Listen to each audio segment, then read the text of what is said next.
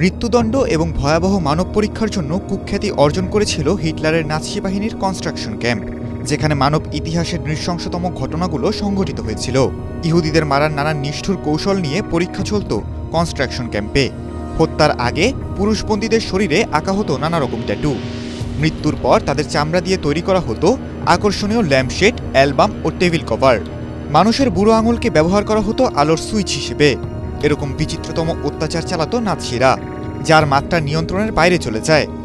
Gas চেম্বারে জীবন্ত পুড়িয়ে হত্যা, আগুনে নিক্ষেপের মতো ঘৃণ্য কাজে মত্ত ছিল তারা। মধ্যযুগীয় বর্বরতাকেও হার মানিয়েছিল হিটলার। আনুমানিক ৬০ লাখ ইহুদিকে প্রাণ দিতে হয়েছিল এ সময়। তবে কি এমন কারণ ছিল এই হত্যাযজ্ঞের পিছনে? ছোটবেলা থেকে ছবি আঁকতে খুব পছন্দ করতেন হিটলার। ছেলেবেলায় ভিয়েনাতে বসবাস করতেন তিনি।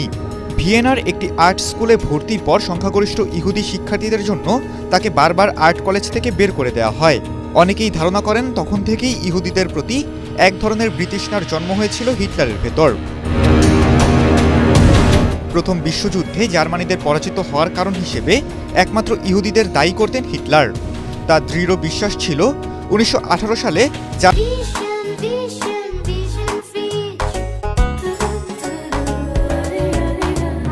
১৯৪৫ সালের এপ্রিলে থামে এই ইহুদি নিধন কর্মসূচি।